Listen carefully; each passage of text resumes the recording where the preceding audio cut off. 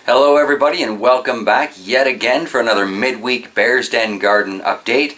I've got no great news to report. The pests have continued their war they're waging against me, and my ladybugs have not yet arrived, but otherwise, let's take a look around and see what's going on. It's going to be pretty quick this week. I still haven't fixed the shelf. We're going to do that today so that I get it done. And yeah, I just don't know how it's going with these peppers here, so I need some sort of help, I think. Anyway, let's take a look around. You know what? Because I've forgotten to do it so many times, I think this week we're going to start with rearranging the shelf. I'll show you what that looks like in a second so that I finally get it done. And after far more messing around with the shelves and the lights than I had anticipated for this project, plus a whole bunch of pepper shuffling, came up with a setup I'm okay with, I think. Most of those plants seem to have light and space. The plants that don't need quite as much space are now up here. I think this will work. Now to get rid of those darn bugs. Well, that's just quite a change with just the regular room lighting in here, but it is ever so much easier to see the plants. So some of these things I'd say are still doing really well, all things considered.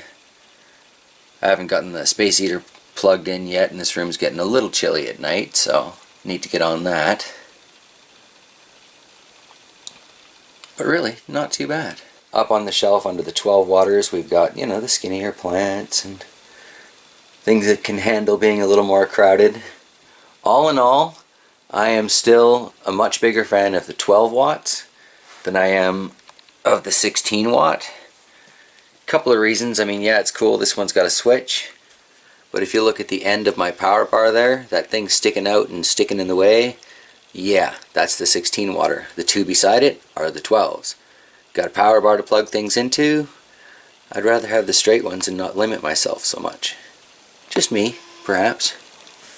But yeah, I also find the 16 watt is much more of a direct light.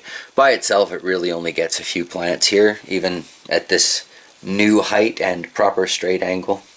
Not that impressive. Two 12 watters, or even three if I wanted to splurge, would cover this shelf incredibly well, based on how well they do on this shelf. So yeah, don't necessarily need to go hard and heavy when you're buying your lights, I guess. Still have a little bit of rearranging to do so I can get these guys under some light, but quick look there at some of the wonderful colors on this little blue. Easy to explain why this became a houseplant. Looking forward to playing with this over the winter. If I can keep it alive, it would be fabulous. Oh, this is the first time I checked today, and you know what those little tiny things are? Those are signs of life from my African Sundews. Those are the fly-eating carnivorous plants. Oh yeah. Got some little tiny rosemary sprouts in here. That'll be nice to have for over the winter. Just leave it boiling in a pot and walk away. Make sure it's got the water, but walk away. Just enjoy the smell.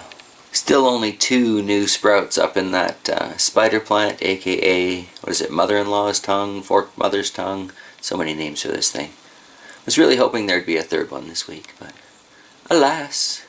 Still not bad for a free cutting from the RM office. Thanks again, ladies.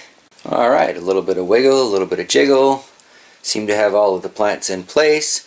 Checking the seedling box, it looks like I lost a few of those in the last batch through good old-fashioned negligence. But the chocolate bootla seems to have made it. The Naga Black seems to have made it. That 7 JPN seems to have made it.